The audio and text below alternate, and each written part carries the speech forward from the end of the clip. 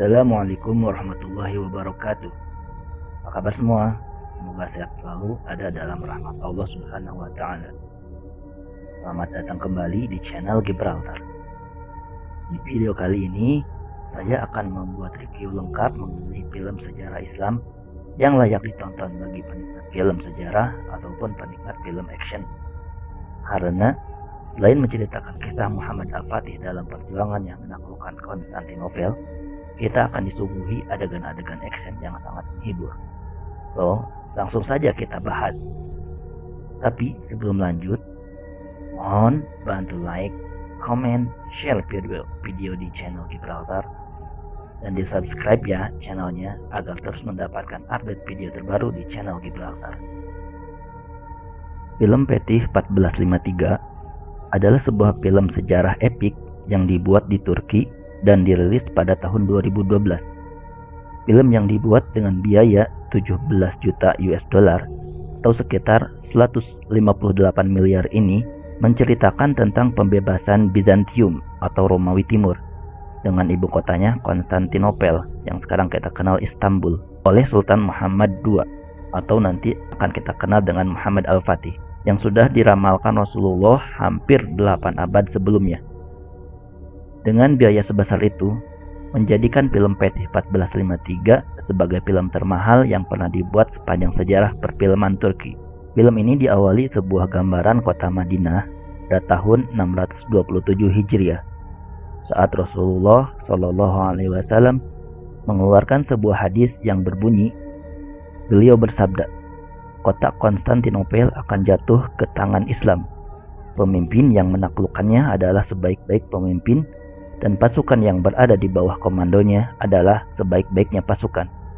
Ini merupakan hadis yang diriwayatkan oleh Ahmad bin Hanbal al-Musnad. Kemudian pada film ini narator menceritakan bahwa pada saat Mehmed II dilahirkan, beliau diberikan kemuliaan untuk menjadi penakluk di usia 21 tahun. Banyak keajaiban yang terjadi. Di antaranya, banyak kuda yang melahirkan bayi kembar, hasil bercocok tanam dipanen 4 kali dalam setahun, cabang-cabang melengkung hingga ke tanah karena berbuah banyak, komet pun terlihat di daerah Konstantinopel di tahun yang sama pada siang hari, yang diramalkan sebagai pertanda bahwa tembok pertahanan kota akan runtuh. Kemudian scene berpindah pada tanggal 29 Maret 1432 Masehi di kota Edirne, Turki. Lahirlah anak dari Sultan Murad II. Beliau memberikan nama Mehmed atau Muhammad sebagai penghormatan kepada Rasulullah SAW. Kemudian Sultan Murad II berkata, "Aku yang memberinya nama. Biarlah Allah yang menentukan nasibnya." Dalam adegan ini digambarkan Sultan Murad II dikabari tentang kelahiran anaknya saat ia sedang membaca Al-Quran surat Al-Fath. Kemudian scene berpindah pada tahun 1451 Masehi di kota Saruhan Sancagi. Diperlihatkan adegan 2 orang pemuda sedang latihan bertarung, yang ternyata itu adalah Mehmed yang sudah dewasa dan sedang berlatih pedang bersama Hasan. Hasan ini diceritakan adalah pelatih pedang Mehmed yang dalam film ini cukup banyak ditampilkan. Ketahui Mehmed berada di Saruhan Sancagi karena pada usia 12 tahun ia naik tahta. Dikarenakan Sultan Murad II yang tak mampu menyelesaikan perang dingin antara para penasihat dan pemberontaknya memutuskan menyerahkan tahtanya kepada putranya, yaitu Mehmed, setelah kematian putranya Aladin yang tak disangka-sangka.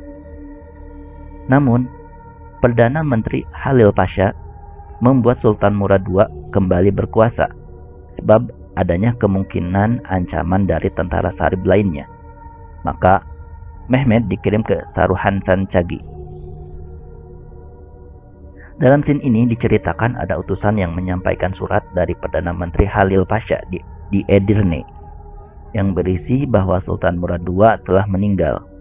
Pada saat Sultan Murad II meninggal dunia, Mehmed dipanggil kembali ke Edirne untuk menaiki tahtanya kembali.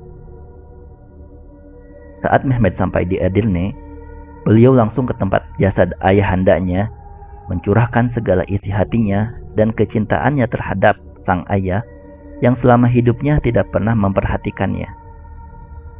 Sultan Mehmed juga bersumpah di depan jasad ayahnya bahwa beliau akan menaklukkan kota Konstantinopel.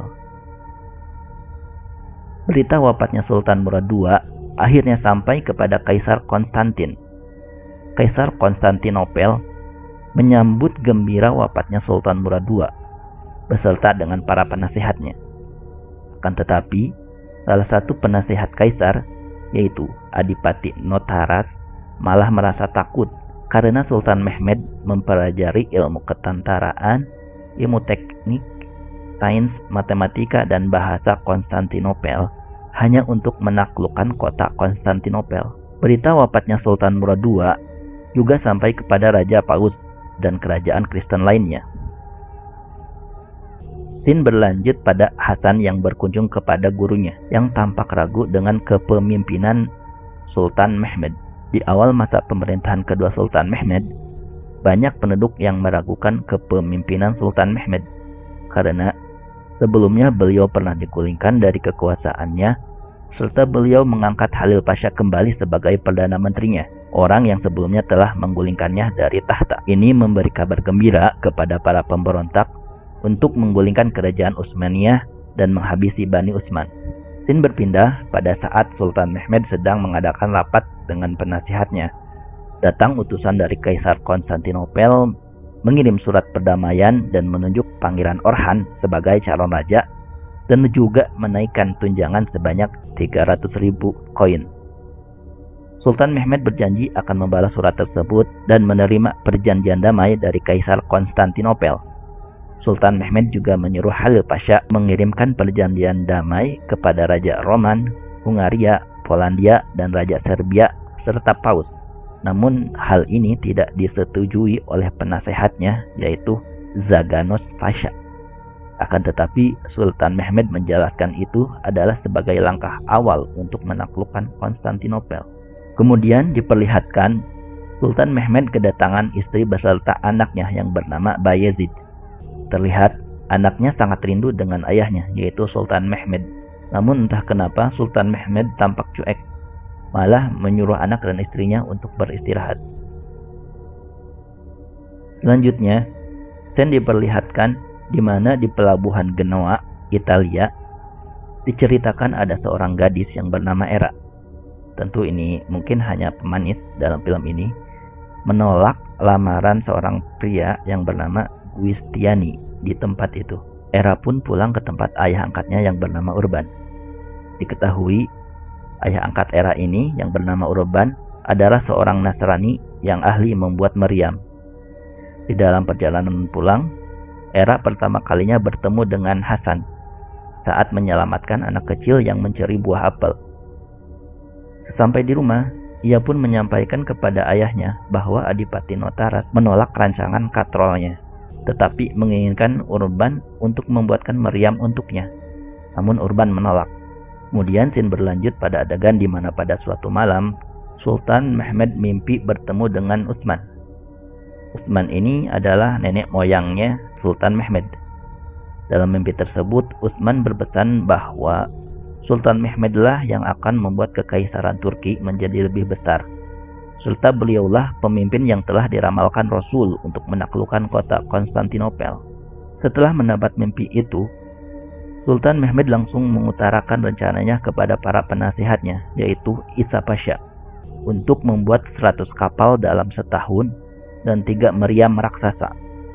Beliau juga meminta Halil Pasha untuk melaporkan status persenjataan dan amunisi dari Yanisari. Kemudian Halil Pasha bertanya untuk apa semua itu. Mehmed menjawab, itu untuk menggabungkan kerajaan kita yang terbagi di Rumelia dan Anatolia dan membuatnya menjadi kerajaan besar. Oh iya, sebagai info, Yanisari adalah infanteri atau pasukan reguler yang dibentuk dari pasukan para mujahid serta para pemimpin dan komandan Romawi yang masuk Islam untuk siap siaga dalam kondisi perang maupun damai, serta sebagai pengawal pribadi Sultan Utsmaniyah. Mendengar berita tersebut, Halil Pasha menyatakan keberatan. Menurut Halil Pasha, rencana tersebut hanya akan membuat kekuasaan semakin menyusut. Namun sanggahan tersebut ditolak mentah oleh Sultan Mehmed karena menurut beliau, hidup untuk mencatatkan sejarah, bukan untuk menjadi seorang pengecut. Scene berlanjut dengan adegan Hasan bertemu dengan seorang pelayan istana Kaisar Konstantinopel. Pelayan istana memberitahukan Hasan bahwa tadi malam ada acara makan malam di istana Konstantinopel yang dihadiri oleh Pangeran Orhan. Dalam acara tersebut, Kaisar Konstantinopel membahas tentang cara untuk membantu kerajaan Karamanoglu Ibrahim yang sedang dalam persiapan perang melawan pasukan Sultan Mehmed. Kaisar Konstantinopel memerintahkan Orhan untuk mengirim surat untuk Karamanoglu bahwa Konstantinopel, Hungaria, Latin, dan Paus berada di sisinya. Dan mata-mata yang disuruh oleh Hasan pun mendengar semua pembicaraan mereka, lalu memberitahukannya kepada Hasan. Kemudian setelah mendengar informasi tersebut, Hasan dengan temannya menjegat laju dari pengirim surat dari Kaisar Konstantinopel untuk Karamanoglu. Lalu Hasan berhasil merebut surat tersebut dan mengirimkan surat itu pada Sultan Mehmed. Sultan Mehmed pun marah melihat pengkhianatan yang dilakukan oleh Kaisar Konstantinopel. Karamanoglu Ibrahim akhirnya menyerah sebelum terjadinya peperangan, karena surat yang dikirimkan Orhan kepadanya berhasil direbut oleh Hasan. Jadi, pasukan Utsmani lebih dulu bersiap sebelum diserang Karamanoglu, dan akhirnya mereka ciut ketika melihat pasukan Utsmani yang begitu banyak. Beberapa hari kemudian, Orhan mengirim surat untuk Mehmed. Kemudian dibacakan oleh Halil Pasha yang berisikan Konstantinopel ingin melipat gandakan uang tunjangan yang dibayar oleh Turki Utsmani kepada Orhan. Kemudian Sultan Mehmed menunjukkan sebuah surat yang dikirim Orhan untuk Ibrahim, dan Sultan Mehmed menyuruh Halil Pasha untuk membacanya. Dan Halil Pasha pun terkejut oleh isi dari surat yang menyebutkan dia dikaitkan dalam surat tersebut. Yang diketahui ini hanya akal-akalan Kaisar Konstantinopel untuk menjebak Halil Pasha. Lalu Halil Pasha bersumpah bahwa dia tidak ada hubungannya dengan surat tersebut. Diketahui Perdana Menteri Halil Pasha ini selalu bertentangan dengan Sultan Mehmed. Sultan Mehmed ingin melepas pengaruh Halil Pasha dari tentaranya yang sekarang posisi Halil tersudut karena surat tersebut. Dalam perjalanan pulang ke Edirne, setelah perang yang gak jadi karena musuhnya keburu nyerah, diperlihatkan komandan pasukan Yanisari, yaitu Kurcudogan, dan para prajuritnya sedang disiksa dengan dalih lalai dalam bertugas. Padahal itu sebenarnya untuk membuat ciut Halil Pasha agar gak ngeberontak. Pada tahun 1452 Masehi, Sultan Mehmed mulai membangun benteng di Bogas Kesen untuk mencegat semua bantuan yang datang dari Laut Hitam untuk Konstantinopel. Kabar mengenai pembangunan benteng pun akhirnya diketahui Kaisar Konstantinopel beserta kerajaan Kristen lainnya. Mereka berencana membentuk tentara yang tangguh untuk mengurungkan niat Sultan Mehmed.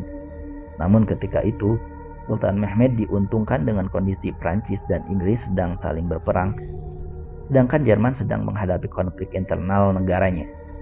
Kondisi mereka sedang tertekan. Maka tidak ada pilihan lain kecuali penggabungan gereja Ortodoks terhadap Katolik.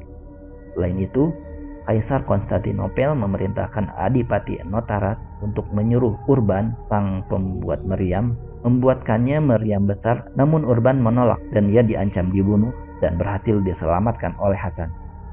Sebagai tanda jasa, Urban memenuhi permintaan Sultan Mehmed untuk membuat meriam raksasa yang belum pernah ada sepanjang sejarah. Pada tahun 1452 Masehi, kapal dagang Genoa ditenggelamkan oleh pasukan Sultan Mehmed di Bogasekesen. Hal ini membuat Kaisar Genoa murka dan mengirimkan tentara bantuan ke Konstantinopel yang dipimpin oleh Giustiniani dengan melewati laut yang dibantu oleh Paus untuk membantu melawan serangan dari tentara Sultan Mehmed. Diketahui Giustiniani ini orang yang melamar era yang sebelumnya diceritakan. Setelah semua perlengkapan sudah siap, Sultan Mehmed mengatur segera strategi perang termasuk dengan mengirimkan hadiah kepada Kaisar Raja Hungaria, Serbia, Polandia, dan Georgia. Diketahui, Kaisar Konstantinopel telah memasang rantai besi raksasa di bagian Golden Horn, yaitu tembok terlemah benteng Konstantinopel, sehingga tidak memungkinkan kapal-kapal untuk melintas dan menyerang tembok. Sebelum berangkat ke medan perang, Sultan Mehmed menulis surat untuk istrinya dan melaksanakan sholat dan meminta restu pada istri dan anaknya. Di situ terlihat istri dan anaknya sangat senang sekali karena sebelumnya Sultan Mehmed tidak pernah diperlihatkan bercengkrama dengan keluarganya. Mungkin karena Sultan Mehmed sangat sibuk sekali dengan urusan untuk menaklukkan Konstantinopel dan urusan negara.